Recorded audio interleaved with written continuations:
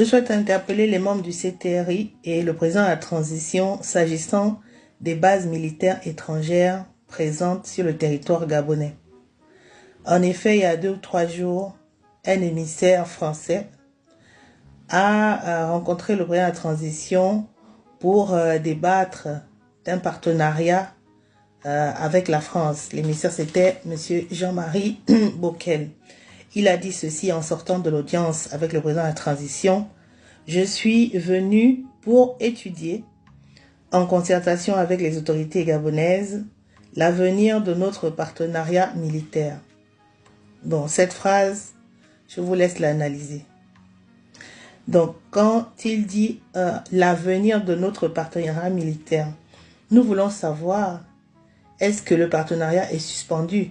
Parce que, je crois, le lendemain du coup d'État, il était écrit un peu partout dans la presse que les accords militaires ou la coopération militaire entre la France et le Gabon étaient suspendus ou quelque chose comme ça. Donc aujourd'hui, nous n'avons plus d'accord.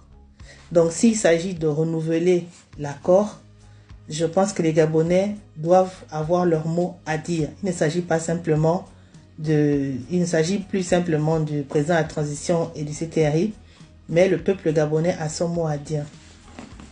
Sachant que nous ne savons pas qu'est-ce que nous gagnons à avoir une base militaire étrangère dans notre pays.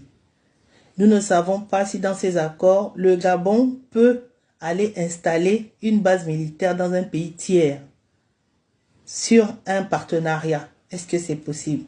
Quels sont les avantages d'avoir plus de 350 hommes armés d'un pays tiers qui est souverain sur une terre qui est souveraine aussi et qui a également son armée? Qu'on nous explique comme si nous avions 5 ans. Nous savons aussi par ailleurs qu'il y a quelques semaines, on nous parlait d'un accord militaire de partenariat et de coopération avec l'armée chinoise. Il s'agissait de l'installation d'une base de l'armée chinoise dans le sud du Gabon. Est-ce que c'est confirmé? Où est-ce que cet accord en est? Ça veut dire que nous aurions, si jamais c'est validé, 2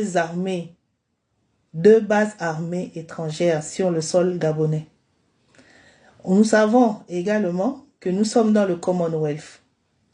Donc un accord militaire pourrait aussi être signé avec la Grande-Bretagne et nous aurions une base armée britannique, toujours sur le même territoire gabonais.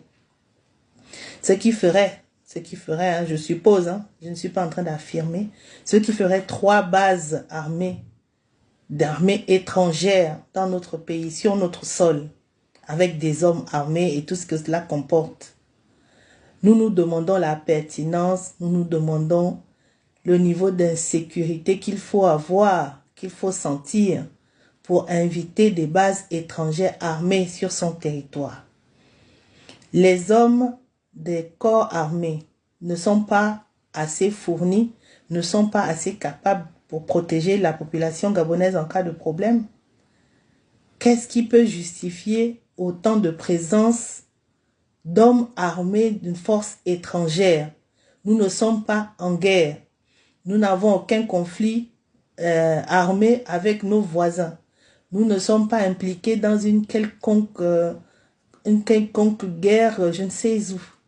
Comment ça se fait qu'on doit avoir une présence, même une seule présence d'une force étrangère sur notre territoire? Et cela n'est pas réciproque.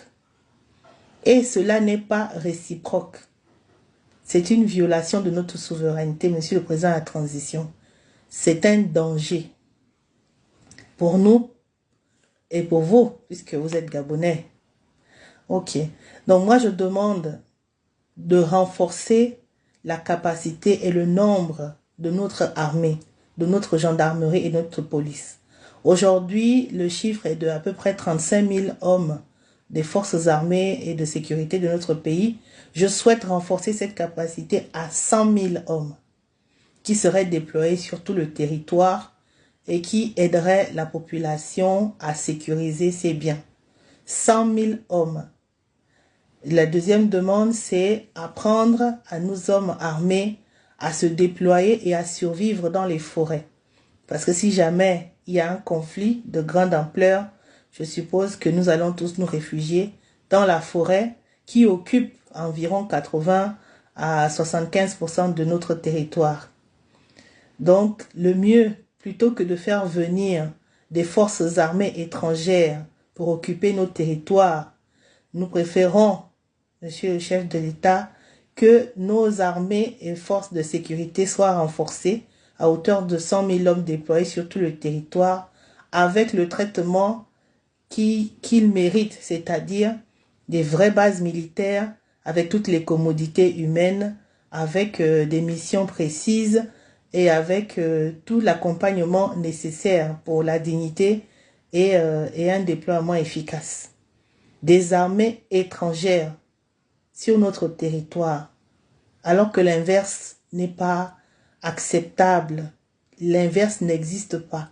Ce n'est pas une bonne chose, c'est au contraire une chose qui nous met en situation de faiblesse. Merci beaucoup de m'avoir écouté.